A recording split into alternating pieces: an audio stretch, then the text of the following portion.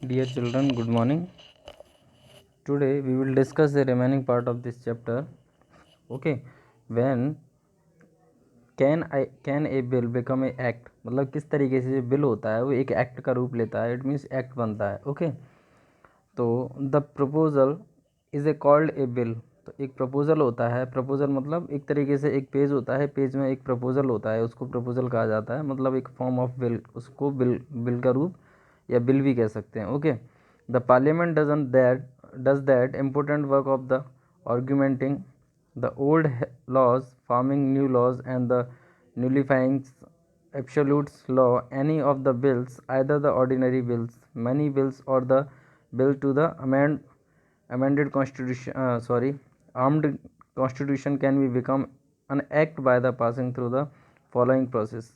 Any bills can be presented in the either houses of the parliament. The bill can be presented by the minister or any members of the parliament. If any disputed arise between the two houses of the parliament, ordinary and the bills, the president can also the joint sitting of the both of the houses of the parliament. The proceeding of both the houses of the parliament is joint. The sitting a is chaired by the speaker, where in the bill can be the passed by the majority. Then the bills become an act if the passed by the majority of the members of the both of the house. It means जो bill होता है वो पहले क्या होता है, एक proposal होता है, उसको बिल कहा जाता है. और वो बिल क्या होता है, वो मतलब उसको मतलब एक लॉ या फिर कह सकते हैं ऑर्डिनरी बिल भी कह सकते हैं, या मनी बिल हो सकता है, या कोई नॉर्मल कॉन्स्टिट्यूशन में अमेंडमेंट करना है वो भी हो सकता है. तो एक जैसे मान लीजिए 360 है. ओके, तो वो एक अमेंडमेंट था. ओके, 360 है. एक आपका अगर आपने सुना हो एनआरसी, और जो था आपका मतलब रिलेटेड टू द सिटीजनशिप से रिलेटेड था, तो ये भी एक अमेंडमेंट ही थे. तो इस तरीके से अमेंडमेंट होते हैं, मतलब इस तरीके से बिल होते हैं, उनको क्या है हाउसेज में पेश किया जाता है. मतलब या तो फिर वो मतलब जो कौन पेश करता है, इट मीन्स कौन लेके आता है उन बिलों को, जो मेंबर ऑफ पार्लियामेंट होता है. ओके, तो कोई भी मेंबर हो सकता है पार्लियामेंट का जो कि कहीं ना कहीं प्रेजेंट में मिनिस्टर होना चाहिए, या मिनिस्टर या कोई मेंबर ऑफ पार्लियामेंट कोई भी पर्सन हो जो कि रिप्रेजेंट कर सकता है, मतलब प्रेजेंट कर सकता है दोनों हाउसेज में से. ओके, जो हाउसेज होते हैं जैसे मान लीजिए अपर हाउस, मतलब अपर हाउस और लोअर हाउसेज होते हैं, तो जैसे लोकसभा और राज्यसभा उन हाउसेज में. और जो कहीं ना कहीं जो बिल होते हैं वो क्या है, जैसे मीटिंग्स होती हैं या बैठ करके प्रेसिडेंट के सामने, या कॉल मतलब प्रेसिडेंट मीटिंग वगैरह बुलाता है, या फिर मान लीजिए प्रेसिडेंट के साथ बैठ करके उन बिलों पे मतलब एग्रीमेंट होता है. जिस तरीके से मान लीजिए पहले वो बिल राज्यसभा से पास हुआ, जनरली मेजोरिटी पार्टी होती है वो जनरली ये वर्क करती है, क्योंकि मेजोरिटी पार्टी में जो उनके मेंबर्स ऑफ पार्लियामेंट होते हैं वो ज़्यादा होते हैं, एमपीस मेजोरिटी होती है उनकी. तो अगर वहाँ से अगर मान लीजिए लोकसभा से अगर वो बिल पास हो गया, इट मीन्स वो राज्यसभा से भी पास हो जाएगा. ओके, उसको कोई इतनी ज़्यादा बड़ी प्रॉब्लम नहीं आएगी. It means we can say that the easily pass हो जाएगा वो. ओके, तो जब पास हो जाता है लोकसभा से, तो कहीं ना कहीं वो बिल एक एक्ट का रूप ले लेता है, मतलब एक्ट बन जाता है वो फिर. ओके, और जब तक वो बिल अगर पास नहीं होता तब तक वो एक्ट नहीं कहलाता, इजंट इट. तो क्या क्या क्या प्रोसीड्यूर, मतलब प्रोसीड्यूर है इसका. The procedure of a act from the bill, ordinary bill, non-financially. The producer of the presenting a bill in the houses of the parliament by the minister is called the first reading of the bill. It means चलो इसको पूरे को पढ़ते हैं, then उसके बाद आपको समझाऊंगा. When it is the title, objective, and the reasons of the bills are described before the presenting any bill in the state legislative assembly, the recommendation of the chairman of the house, and before the presenting any bills in the center, the recommendation of the president is required. In the first reading of the bill, the general information of the bill, a discussion open, objections must be the reasons, and the voting is done is necessary. It mean उसकी जो bill की जो process होती है पास होने की, उसकी एक छोटी सी प्रोसेस ये रहती है कि बिल पहले पेश किया जाता है, और वो मेजोरिटी यानी कि वोट होते हैं उस चीज़ के लिए, मतलब उसको पास करने के लिए वोटिंग होती है.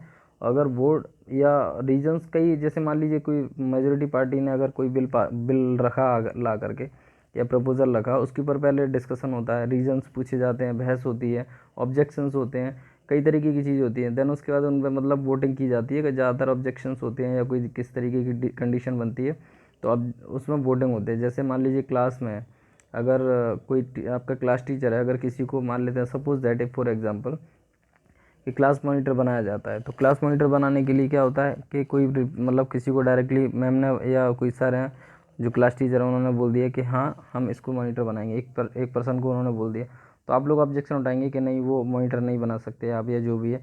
तो उस कंडीशन में जो ऑब्जेक्शन उठेगा तो उस कंडीशन में क्या होगा कि वोटिंग होती है।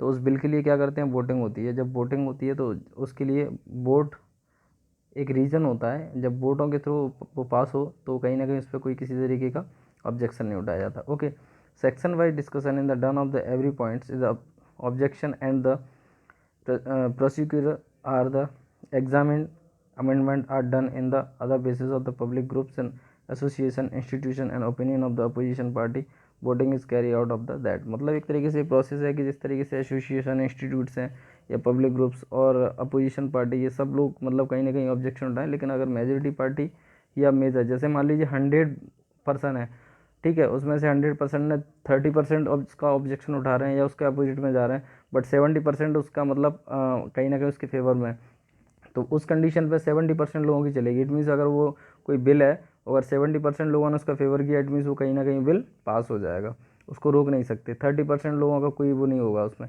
ऐसे ही मान लेते हैं सपोज दैट अगर एक बिल है कोई मतलब मेजोरिटी पार्टी वाला बिल लेके आया और उस पर अगर मान लीजिए मतलब जो प्रपोजल है उस पर सिर्फ अपोजिट कर दें हम लोग कंडीशन को कि 30% पर्सन उसके ऊपर मतलब उसका फेवर कर रहे हैं और बाकी 70% उस चीज़ का अपोज कर रहे हैं, तो कहीं ना कहीं बिल पास नहीं होगा। ओके, तो ये कंडीशंस होती हैं। Some time due to the work a load of the houses bill cannot be discuss in the details before this headed of over the committee comparing of the subject expert and the member having the social knowledge to the examining the bill, thus keeping in a view of the public opinion by the undergo necessary discussion and the subjective required changes there. The report of the committee is submitted to the house, then the bill is sent for the third reading। मतलब जो person होते हैं उस मतलब parliament के वो तीन में मतलब तीन पिलर होते हैं एक तरीके से, जिसको एक कहा जाता है लोकसभा, दूसरा राज्यसभा, थर्ड होता है प्रेसिडेंट। ओके, तो अगर मान लीजिए इन केस अगर बिल अगर मान लीजिए लोकसभा या राज्यसभा में अगर ऐसी कंडीशन होती है तो एक कंडीशन ये भी होती है कि जो कमेटी के नॉलेज एक्सपर्ट होते हैं या मतलब कह सकते हैं स्पेशलिस्ट नॉलेज होते हैं, नॉलेज जिनको नॉलेज बहुत ज़्यादा होती है, एक्सपर्ट होते हैं, या तो वो क्या करते हैं कि इन पर अपनी सहमति या जो भी है मतलब जैसे मान लीजिए आरबीआई है, कोई रूल रेगुलेशन जो है एक तरीके से वो भी एक बहुत बड़ा इंस्टीट्यूट है, मतलब इंस्टीट्यूट मतलब कह सकते हैं एक सेक्टर है। ओके, जो कि नोट प्रिंटिंग का और जो भी एक बहुत बड़ा बैंकिंग सेक्टर इसको बोला जाता है। ओके, तो इस तरीके से भी एक डिसीजंस लिए जाते हैं, पब्लिक ओपिनियन लिया जाता है, तो उसमें भी जो है रिपोर्ट जो है कमेटी सबमिट कर सकती है to the houses. Okay, as a third party के तौर पे भी। Okay, the third reading is only the formal after the presenting the logic and terms of the expecting of the rejection of the change in the bill, voting is a carry out. If the grand majority then the bill is a declared pass, the passed bill is assigned by the chairman of the first houses and then it is sent to the second houses. The to the bill goes to through the some process is the second house. If the bill passing in the second house with the necessary amendment, it is assigned to the president's signature. After the receiving president is assent, the bill become a act। Okay, तो मैं आपको ये पूरा थोड़ा सा पढ़ के बताता हूँ। इसमें जो भी जो प्रोसेस दिया हुआ बताया है उन्होंने। ओके, इसमें यही है कि मतलब जो एक बिल की जो पूरी प्रोसेस होती है, ओके, इस मतलब जो बिल की पूरी प्रोसेस होती है वही यही होती है। आपको इसमें मैं आपको बता देता हूँ कि एक बिल होता है वो किस तरीके से अमेंडमेंट बनता है, मतलब एक्ट बनता है। वो एक्ट तभी बनता है जब वो लोकसभा, राज्यसभा और प्रेसिडेंट, जब तक प्रेसिडेंट उस पर साइन नहीं करेगा उस प्रपोजल पर तब तक वो एक्ट नहीं बनेगा। अगर वो लोकसभा से पास हो गया, राज्यसभा से पास हो गया और सिग्नेचर कर दिया किसने, प्रेसिडेंट ने, तो वो कहीं ना कहीं क्या बन जाता है, एक्ट बन जाता है। ओके, अब बात करते हैं लोकसभा की। मान लेते हैं जनरली जो प्रपोजल होते हैं वो मेजोरिटी पार्टी प्रपोजल रखती है और उसके अपोज में जो अपोजिट पार्टी के जो मेंबर्स होते हैं, इट मीन्स अपोजिट पार्टी के मेंबर्स कौन होंगे, वो लोग होंगे जिनकी मतलब मेजोरिटी पार्टी नहीं है। मतलब जैसे कांग्रेस है, कांग्रेस के मान लीजिए मतलब 100 कांग्रेस मतलब मेंबर ऑफ पार्लियामेंट हैं जो कि पूरी कंट्री से चुन करके आए हुए हैं। ओके, इलेक्टेड हो के आए हैं टू मतलब 100% मान लेते हैं 545 मेंबर में से 100% या 200 मेंबर्स किसके हैं, कांग्रेस के हैं 200 मेंबर्स, और 300 मेंबर्स किसके हैं, भाजपा के हैं। तो यानी कि जो भाजपा के जो मेजोरिटी पार्टी भाजपा है तो गवर्नमेंट बनाएगी। अगर मान लीजिए कोई जो अमेंडमेंट लेके मतलब कोई भी प्रपोजल लेके आते हैं मेजोरिटी पार्टी, तो ऑब्वियसली बात है 300 वोट्स किसके उसमें गिरेंगे, मेजोरिटी पार्टी के, अगर कोई लेके आता है। ठीक है, बाकी के जो अपोजिट पार्टी है तो ऑब्वियसली बात है वो क्या करेगी, उस चीज़ का अपोज करती है। तो जनरली लोकसभा में अगर मेजोरिटी पार्टी है तो वो कहीं ना कहीं वोट मतलब उस कोई भी प्रपोजल को लेके आते हैं तो वो एक्सेप्टेबल होता है और वो देन राज्यसभा में जाता है और राज्यसभा से पास होकर सीधा प्रेसिडेंट के पास जाता है। देन उसके बाद सीधा वो क्या बन जाता है, एक अमेंडमेंट बन जाता है या मतलब कह सकते हैं उसको एक्ट बन जाता है। ओके, तो ये प्रोसेस होती है एक तरीके से, इजंट इट। और उसमें क्या रहता है, ये भी मतलब इसमें जो 3 पॉइंट्स दिए हैं प्रेसिडेंट के बारे में, तो मैं आपको बताता हूँ कि 3 कंडीशंस होती हैं। प्रेसिडेंट 3 कंडीशंस सामने रख सकता है, उसके सामने 3 कंडीशंस होती है। पहला जो बिल होता है या तो उस पर प्रेसिडेंट डायरेक्टली मतलब साइन कर देता है। दूसरी कंडीशन होती है उसको बिल को अपने पास रख सकता है कुछ टाइम तक के लिए, 10 दिन 5 दिन, मतलब ज़्यादा टाइम तक नहीं रख सकता लेकिन अपने पास रख सकता है, उसको रोक करके रख सकता है। ओके, मतलब एक तरीके से उसको इनडायरेक्ट वे में उस जो बिल है या मतलब एक्ट बनने जा रहा है उस बिल को कुछ टाइम तक रोक सकता है, उसके पास ये पावर होती है। मतलब ये कुछ ऐसे ऑप्शंस होते हैं प्रेसिडेंट के पास। ओके, ये 3 ऑप्शंस होते हैं। पहला तो वो साइन कर देता है, कोई साइन कर दे। दूसरा है वो रोक सकता है। तीसरा कि वो क्या कर सकता है, उसको जो बिल होता है उसको पार्लियामेंट में फिर से भेज मतलब फिर से विचार करने के लिए, मतलब सोचने के लिए या उसमें सुधार करने के लिए फिर से मतलब क्या कर देता है वो पार्लियामेंट में उसको सेंड कर देता है ताकि इस चीज़ों को दोबारा से। लेकिन अगर वो लोग जब वो पार्लियामेंट में जाता है फिर से दोबारा से वो मतलब पास होके अगर आ जाए तो प्रेसिडेंट को भी साइन करना पड़ता है उस कंडीशन पे। तो यही इसमें एक कंडीशन ये बताई गई है। ओके, तो जो इन्होंने बताया है वो यही बताया है इसमें, इजंट इट। नेक्स्ट है इसमें जो कुछ और भी बताने की कोशिश की गई है इस पॉइंट में, when the bill the when any bill to amend the constitution is the presented any of the houses of the parliament, it has to be by the pass the majority number of the members that house and by 2/3 of the member present and the voting. If a bill pertains to any matters related to the center of the states and required permission of more than the half of the legislative assembly of the states, this bill also goes through the some process or the ordinary bills. Okay, तो चलिए मैं इसके बारे में जो B और सी जो point दिए गए हैं इनके बारे में आपको बता देता हूँ।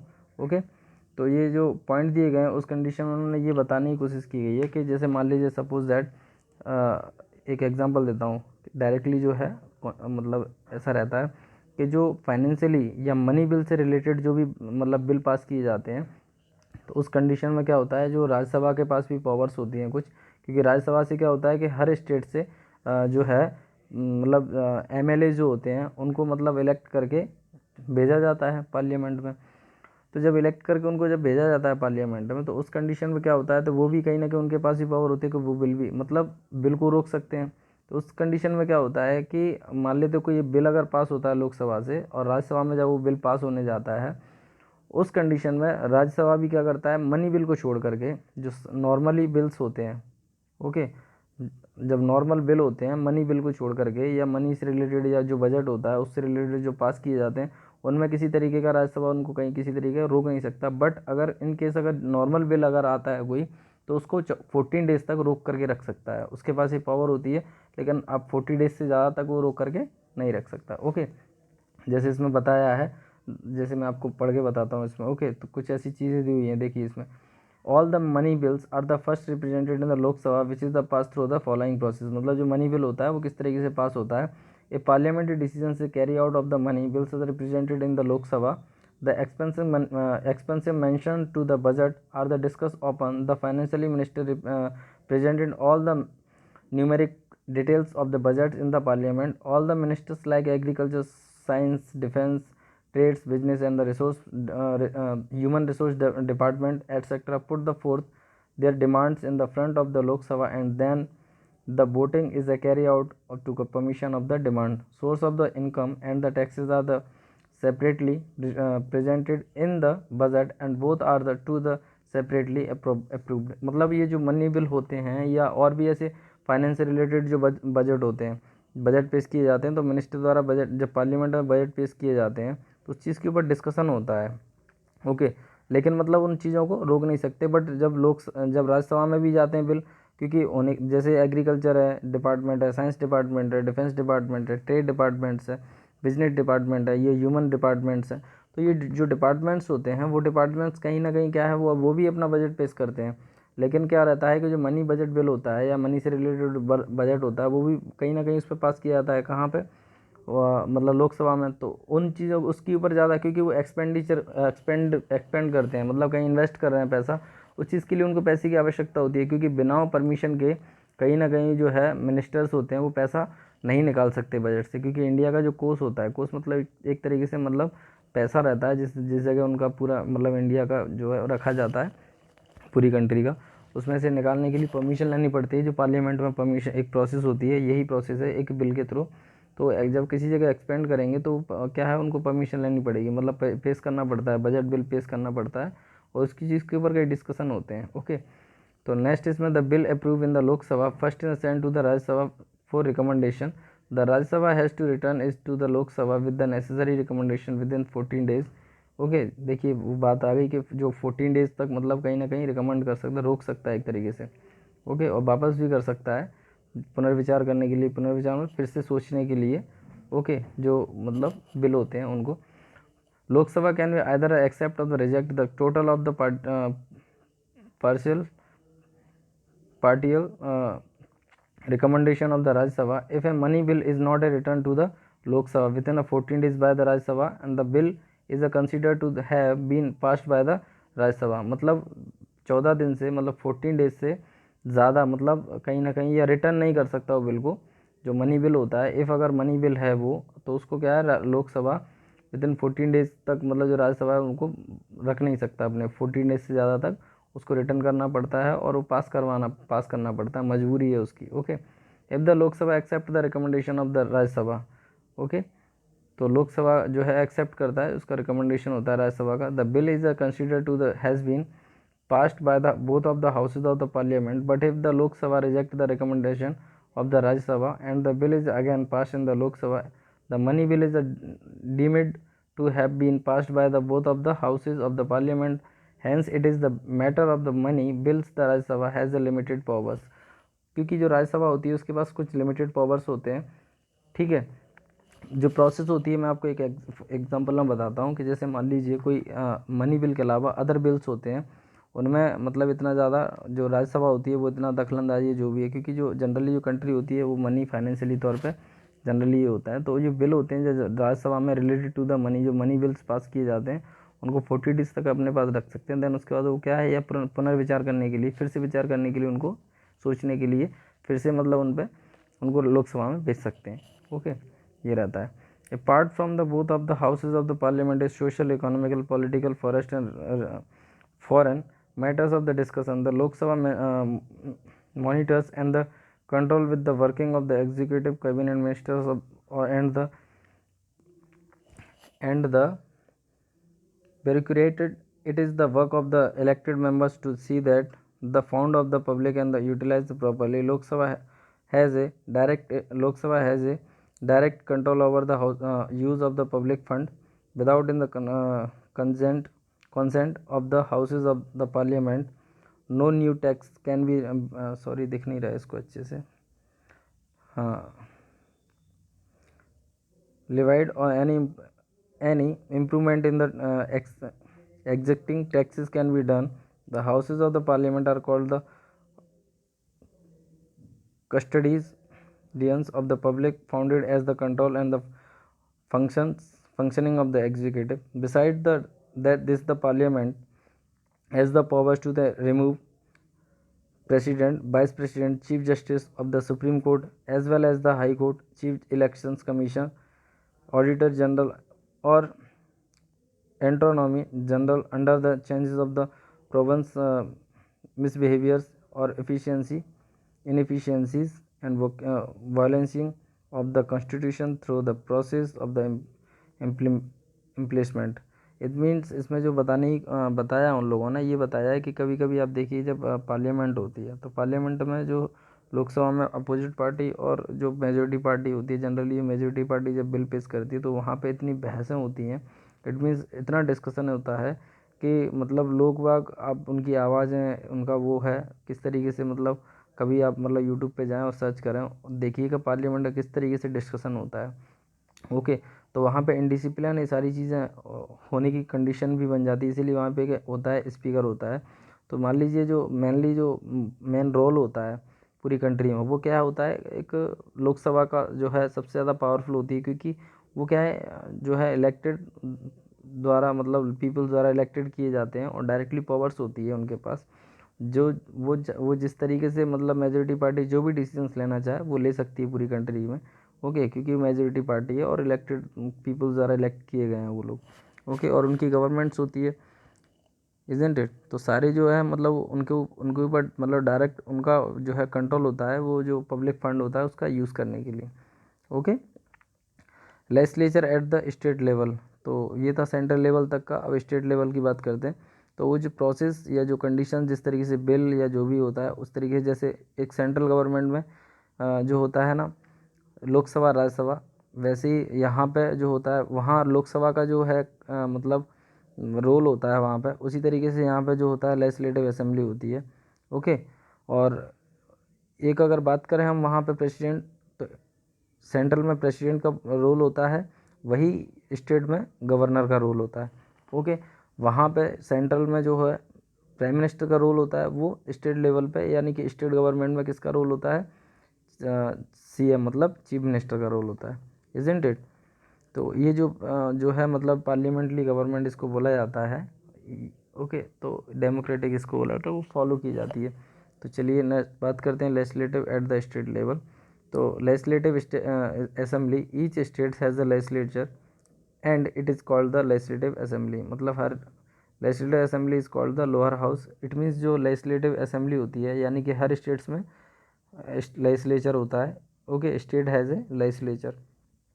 सेकेंड है legislative council, the state and the other houses of the legislature is called the legislative council, मतलब लेजिस्लेटिव स्टेट के अलावा जो अदर हाउसेज होते हैं लेजिस्लेचर के, वो क्या होते हैं, लेजिस्लेटिव काउंसिल्स होते हैं। जैसे बिहार है, महाराष्ट्र, कर्नाटक, उत्तर प्रदेश, तमिलनाडु, कुछ ऐसे स्टेट्स हैं जहाँ पे लेजिस्लेटिव काउंसिल्स भी हैं। Okay, state have two houses, there are the legislative councils in the upper houses and the legislative assembly in the lower houses.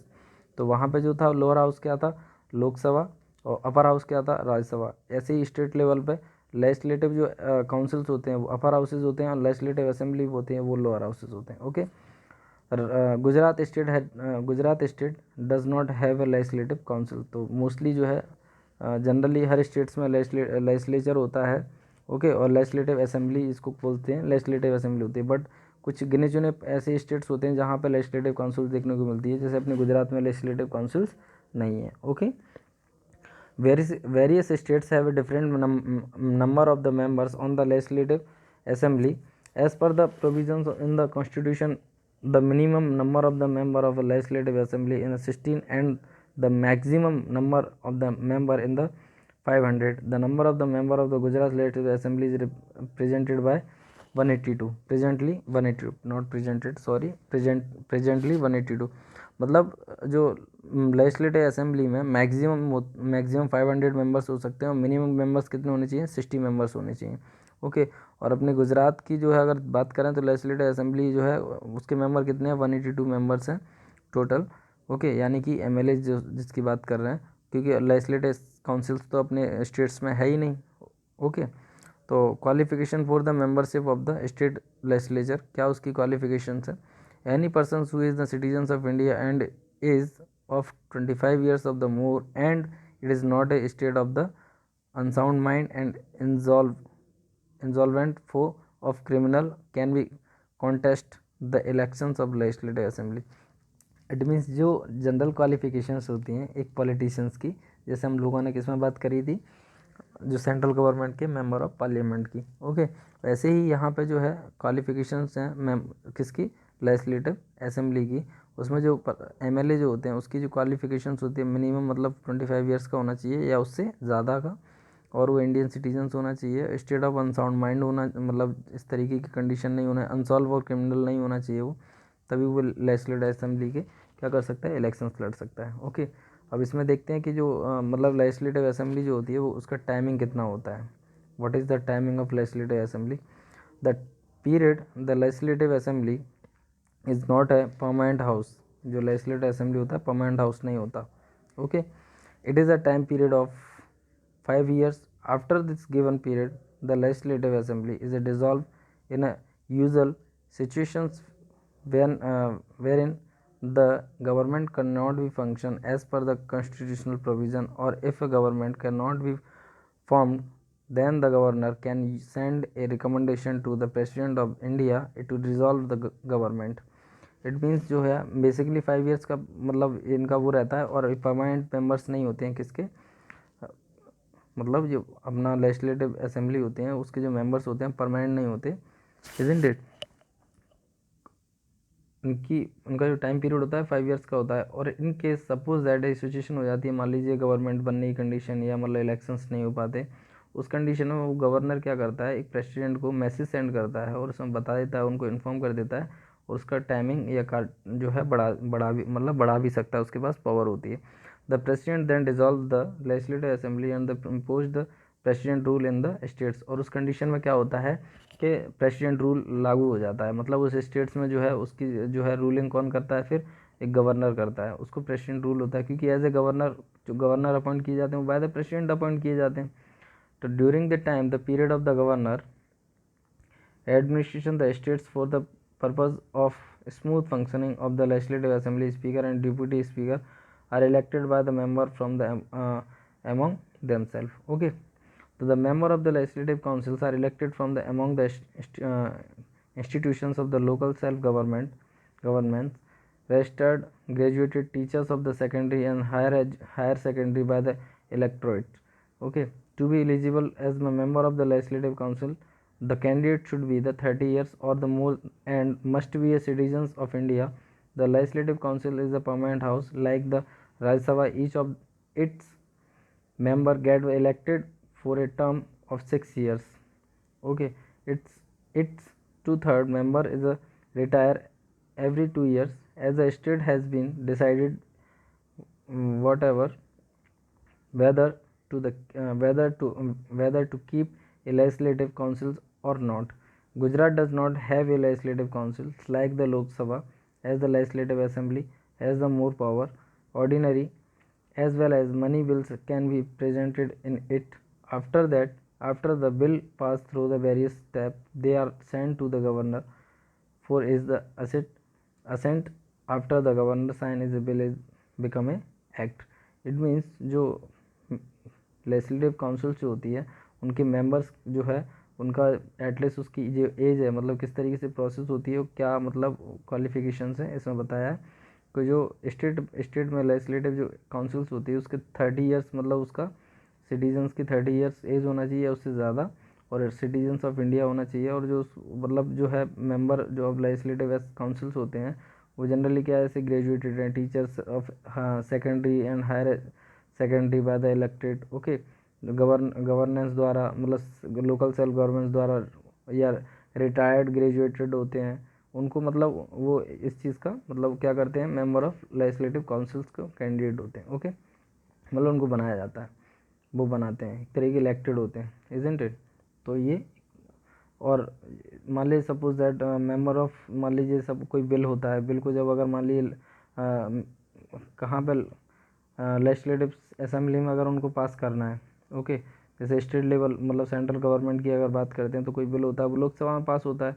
Okay, तो लोकसभा में पास होने के बाद देन उसका राज्यसभा से पास होने के बाद प्रेसिडेंट। तो ऐसी एक प्रोसेस होती है कि यहाँ पे लेजिस्लेटिव असेंबली में वो पहला बिल पास होता है, वहाँ से फिर मतलब रिप्रेजेंट किया जाता है मतलब लेजिस्लेटिव काउंसिल्स के पास, लेजिस्लेटिव काउंसिल से पास होकर के वो सीधा गवर्नर के पास, और जब गवर्नर अगर साइन कर देता है तो वो एक एक्ट बन जाता है। ओके, तो this is the process the passing of bill in state level, isn't it. Next है एग्जीक्यूटिव। तो एग्जीक्यूटिव की बात करते हैं। The most of the efficiency affected in the central organ of the government, it is the executive union executive means of central government political executive comparing administration of the prime minister and the cabinet minister, president, vice president and the bureaucrats, political and the administration executive officers and the employees are in the directly contact of the people. The peoples are the influenced by their work. The executive implements the law formed by the legislature. The administrative executive carried out of the work and implementing the policies, programs, and the planning done by the government, keeping in the view the aspirations and the expectations of the peoples. Okay तो इसमें ये बताया है कि जो मतलब executive होता है, एग्जीक्यूटिव जो है जनरली एक होता है इफेक्ट मतलब सेंट्रल, ये जो मतलब एग्जीक्यूटिव होता है union executive, it means political executive भी होता है और एडमिनिस्ट्रेशन तौर पर, मतलब इसको कैसे आपको समझाएं एक एग्जांपल देके। आप इतना समझिए कि जो एग्जीक्यूटिव होते हैं ये जो एडमिनिस्ट्रेशन तौर पे भी होते हैं, ओके, और पॉलिटिकल तौर पे भी होते हैं। जैसे प्रेसिडेंट है, वाइस प्रेसिडेंट है। पॉलिटिकल जो एग्जीक्यूटिव होते हैं ये इस तरीके चीफ मिनिस्टर्स हैं, कैबिनेट मिनिस्टर्स हैं। ये क्या है, एग्जीक्यूटिव, पॉलिटिकल एग्जीक्यूटिव होते हैं, ओके। और एक एग्जीक्यूटिव ऑफिसर्स जैसे एम्प्लॉय होते हैं जो कि परमानेंट होते हैं, जो मतलब अपॉइंटेड बाय द गवर्नमेंट, जैसे यूपीएससी क्लियर एग्ज़ाम पास करके उनको मतलब अपॉइंट किया जाता है। तो इस तरीके से उनको कहीं ना कहीं वो परमानेंट मेंबर्स होते हैं। और ये पॉलिटिकल मेंबर्स ऐसे होते हैं, मतलब इनको पॉलिटिकल एग्जीक्यूटिव कहा जा सकता है, ओके। और एक होते हैं मतलब जो एडमिनिस्ट्रेटिव एग्जीक्यूटिव ऑफिसर्स, ओके। तो वो एम्प्लॉय ऐसे होते हैं जो मतलब खुद एजुकेटेड होते हैं, उनको ही कहीं ना कहीं ये पॉलिसीज़ प्लानिंग जो है पॉलिटिकल मेंबर्स को बता करके, हालांकि सबसे मतलब जो डायरेक्टली पावर्स जो होती है वो किसके पास होती है, वो होती है मतलब पॉलिटिकल एग्जीक्यूटिव के पास, okay. The political executive change the every 5 years of the if the powers is given up, मतलब इनकी जो पावर्स होती है 5 साल के बाद चली जाती है, ओके। लेकिन जो एक बार अपॉइंट हो जाता है यूपीएससी के थ्रू जो मतलब ऑफिसर होता है, और वो ऑफिसर का प्रमोशन होते होते कहीं ना कहीं वो एग्जीक्यूटिव ऑफिसर होता है, ओके। अगर एग्जीक्यूटिव ऑफिसर बनता है तो वो कहीं ना कहीं क्या है, परमानेंट होता है। और उसको उसका जो टाइमिंग होता है वो उसका ऐसा नहीं है कि जो पॉलिटिकल एग्जीक्यूटिव होता है उसका 5 साल का टाइमिंग होता है, उसके बाद चेंज हो जाते हैं, लेकिन ये चेंज नहीं होते, ओके। हालांकि पावर्स, डिसीजंस लेने की पावर्स तो पॉलिटिकल एग्जीक्यूटिव के पास होती है, isn't it. Whereas the administrative executive is the formed by the permanently appointed bureaucrats and the hence is the permanent. It means जो एडमिनिस्ट्रेटिव एग्जीक्यूटिव होते हैं वो परमानेंट होते हैं और परमानेंटली अपॉइंट किए जाते हैं ब्यूरोक्रेट्स द्वारा, ओके। लेकिन जो पॉलिटिकल होते हैं उनके पास पावर ज़्यादा होती है, लेकिन वो बस सिर्फ 5 years के लिए होती है, okay. However, the retirement of the age of the administration bureau, it is a different in different states. Before the retirement of which they are the, if they misbehave or show lack of the efficiency to work, they can be removed from their post of after the following prescriber inquiry and producing. मतलब अगर जो public जो मतलब मतलब बोलते हैं ना इनको, जैसे